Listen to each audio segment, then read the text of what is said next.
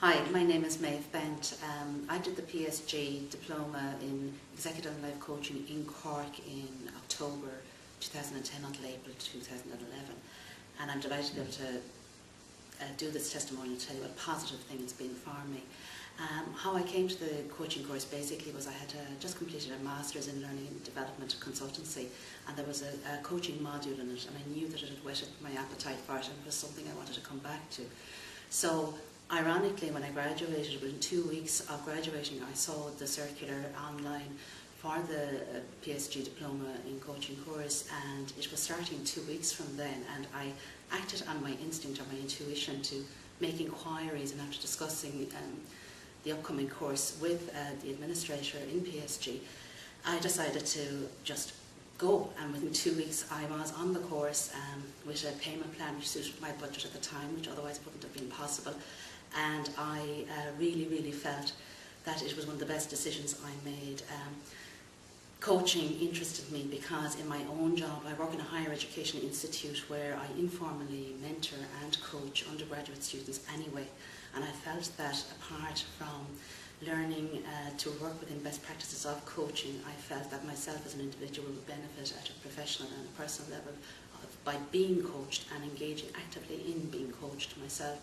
So there I was on the course, and I have to say it was a very positive experience from the outset. I suppose there's 3 parts of the course that I'd like to kind of touch on.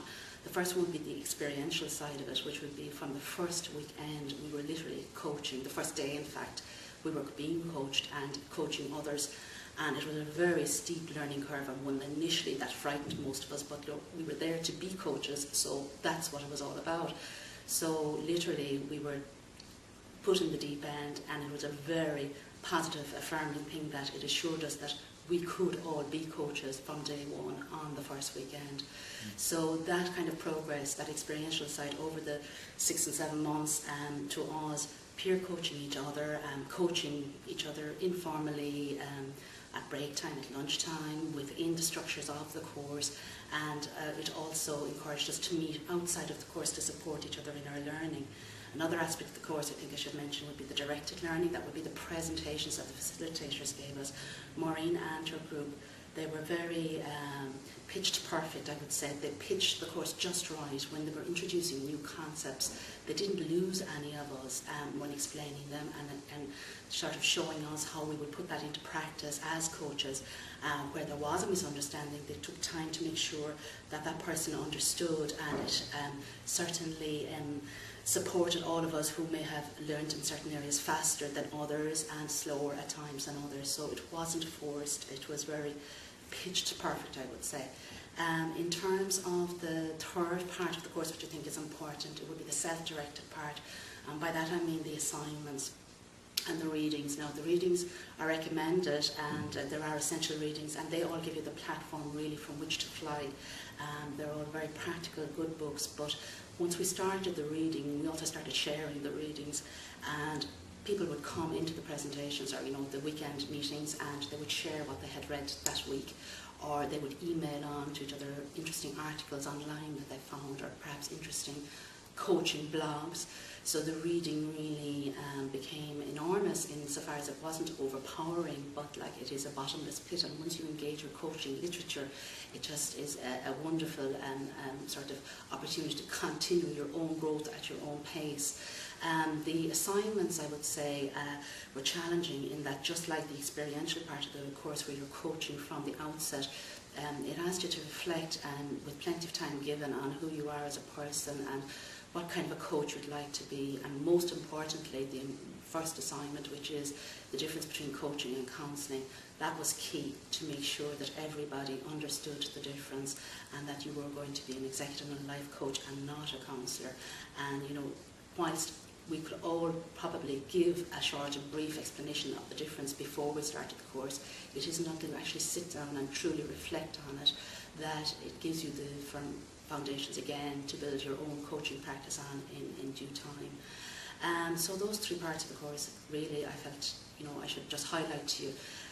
In terms of my own experience since doing the course, well, first off, I'm still in contact with 4 of the people on the course, and we cover 3 of the provinces. So, that's good. We're kind of networking. We're talking about putting together 1 or 2 small projects. 2 of us have actually formally registered companies and opened up websites or started websites. Now, for me personally, not being a digital native, but more of a digital migrant, that has presented its own challenge. But again, the coaching course shows and demonstrates to you how you can coach yourself through this, because it is about intuition and instinct and doing things bit by bit.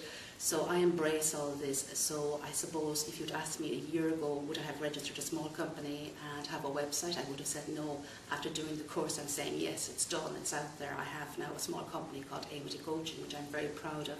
I won't be giving up my day job, because it's important to me. I have responsibilities, and coaching to me is the most valuable extra that I have invested in myself in recent years. Since qualifying as a coach, I have joined the Life and Business Coaching Association of Ireland.